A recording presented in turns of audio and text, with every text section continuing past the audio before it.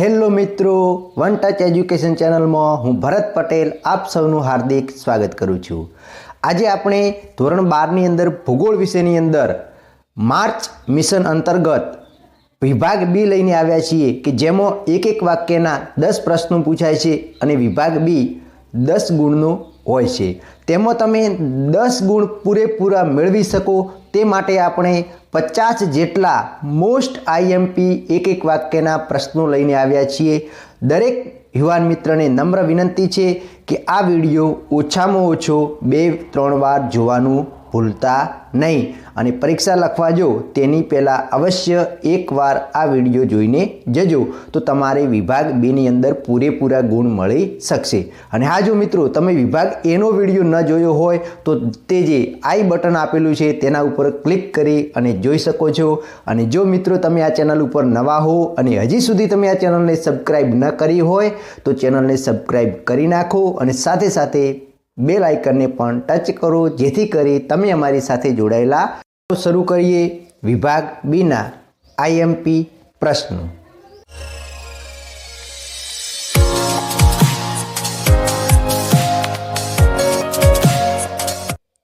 પ્રશ્ન 1, ભૂગોળની મુખ્ય શાખાઓ કેટલી છે અને કઈ કઈ? મુખ્ય શાખાઓ 2 છે, પ્રાકૃતિક ભૂગોળ અને માનવ ભૂગોળ। પ્રશ્ન 2, પિગ્મી લોકો કયા ખંડમાં વસે છે? જવાબ આફ્રિકા। 3, ઇન્ફોર્મેશન ટેકનોલોજી એટલે શું? જવાબ ઇન્ફોર્મેશન ટેકનોલોજી એટલે માહિતીના સંયોજન, પ્રોસેસિંગ, માહિતીનો મોટા પાયે સંગ્રહ અને પ્રસારણમાં સહાયભૂત થતા સાધનો કે જેને ઇન્ફોર્મેશન ટેકનોલોજી કહેવામાં આવે છે। પ્રશ્ન 4, વિશ્વમાં સૌથી મોટી સડક પ્રણાલી કયા દેશમાં છે? જવાબ USA। પ્રશ્ન 5, વિશ્વની સૌથી જૂની ફિલ્મ ઇન્ડસ્ટ્રી કઈ છે? જવાબ હોલિવૂડ। પ્રશ્ન 6, વેસર નદી પર આવેલા નદી બંદરનું નામ આપો। જવાબ હેમ્બર્ગ એ વેસર નદી પર આવેલું નદી બંદર છે। પ્રશ્ન 7, કયા ખંડમાં છૂટી છવાઈ વસાહતો વધુ પ્રમાણમાં જોવા મળે છે? જવાબ આફ્રિકા ખંડમાં છૂટી છવાઈ વસાહતો વધુ પ્રમાણમાં જોવા મળે છે। પ્રશ્ન 8, ભારતમાં સૌથી મોટી ઝૂંપડપટ્ટી વસાહત કઈ છે? જવાબ ધારાવી કે જે મુંબઈમાં આવેલી છે। 9, કયા પ્રકારના આલેખની પદ્ધતિ સૌથી વધુ વપરાય છે? જવાબ સ્તંભ આલેખ પદ્ધતિ સૌથી વધારે વપરાય છે। 10, ભારતમાં પ્રથમ સમાચાર પત્ર કયું પ્રકાશિત થયું? જવાબ બંગાળ ગેજેટ જે ભારતમાં પ્રથમ સમાચાર પત્ર પ્રકાશિત થયું હતું। પ્રશ્ન 11, પનામા નહેર કયા 2 મહાસાગરોને જોડે છે? જવાબ એટલાન્ટિક મહાસાગર અને પેસિફિક મહાસાગરને પનામા નહેર જોડે છે। પ્રશ્ન 12, જીન બ્રુસે આપેલી માનવ ભૂગોળની વ્યાખ્યા આપો। જવાબ માનવ ભૂગોળ એવા બધા જ તત્વોનો અભ્યાસ કરે છે જે માનવીની ક્રિયા પ્રતિક્રિયા દ્વારા પ્રભાવિત થાય છે। આ વ્યાખ્યા જીન બ્રુસે આપેલી છે। પ્રશ્ન 13, તૃતીયક પ્રવૃત્તિ કોને કહે છે? જવાબ કિંમત ચૂકવીને પ્રાપ્ત કરી શકાય તેવી સેવાઓને તૃતીયક પ્રવૃત્તિ કહેવામાં આવે છે। ફરીવાર જોઈ લો, કિંમત ચૂકવીને પ્રાપ્ત કરી શકાય તેવી સેવાઓને તૃતીયક પ્રવૃત્તિ કહેવામાં આવે છે। પ્રશ્ન 14, કયા પ્રકારના આલેખ દિશા અંગેની માહિતી આપે છે? જવાબ પ્રવાહ આલેખ એ દિશા અંગેની માહિતી આપે છે। પ્રશ્ન 15, વેક્ટર ડેટા એટલે શું? જવાબ દિશા સાથે પરિમાણ ધરાવતી માહિતીને વેક્ટર ડેટા કહેવામાં આવે છે। ફરીવાર જોઈ લઈએ કે વેક્ટર ડેટા એટલે શું? તો કે દિશા સાથે પરિમાણ ધરાવતી માહિતીને વેક્ટર ડેટા કહેવામાં આવે છે। પ્રશ્ન 16, કયા પ્રકારની વિચારધારા પ્રકૃતિ કરતો માનવીને મહત્વનું સ્થાન આપે છે? જવાબ આવે છે સંભવવાદ એ માનવીને સૌથી વધારે મહત્વ આપે છે। 17, સેવા પ્રવૃત્તિ એટલે શું? તો કે જે પ્રવૃત્તિથી ચીજ વસ્તુઓનું ઉત્પાદન થતું નથી તે પ્રવૃત્તિને સેવા પ્રવૃત્તિ કહેવાય છે. જેમ કે વકીલ, ડૉક્ટર અને શિક્ષક કે જેમના દ્વારા અપાતી સેવા છે એ સેવા તો છે, પ્રવૃત્તિ તો છે, પણ એમના દ્વારા કોઈ ચીજ વસ્તુનું ઉત્પાદન થતું નથી. પ્રશ્ન 18. ભારતનો સૌથી લાંબો ધોરીમાર્ગ કયો છે? જવાબ ધોરીમાર્ગ નંબર 7, નેશનલ હાઈવે નંબર 7 કે જે વારાણસી અને કન્યાકુમારીને જોડે છે. પ્રશ્ન 19. ગુજરાતી ભાષાનું પ્રથમ સાપ્તાહિક સમાચાર પત્ર કયું હતું? જવાબ મુંબઈ સમાચાર પત્ર એ ગુજરાતી ભાષાનું પ્રથમ સાપ્તાહિક સમાચાર પત્ર પ્રકાશિત થયું હતું. પ્રશ્ન 20. યુરોપિયન સંઘે કયું ચલણ પ્રચલિત કર્યું? જવાબ ડોલર. પ્રશ્ન 21. ભારતમાં ગંગા સતલુજના મેદાનોમાં કયા પ્રકારની વસાહત પ્રણાલી જોવા મળે છે? જવાબ તારક વસાહત પ્રણાલી. પ્રશ્ન 22. પ્રસારમાન કોને કહે છે? જવાબ પ્રસારના માપને પ્રસારમાન કહે છે. પ્રશ્ન 23. બહુ આવૃત્તિ વક્ર રેખા આલેખ એટલે શું? જવાબ રેખા આલેખમાં એક કરતાં વધુ રેખાઓ વળાંકવાળી હોય તેવા રેખા આલેખને બહુ આવૃત્તિ વક્ર રેખા આલેખ કહેવામાં આવે છે. પ્રશ્ન 24. હાર્ડવેર એટલે શું?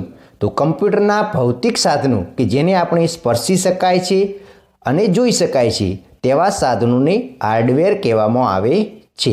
પ્રશ્ન 25.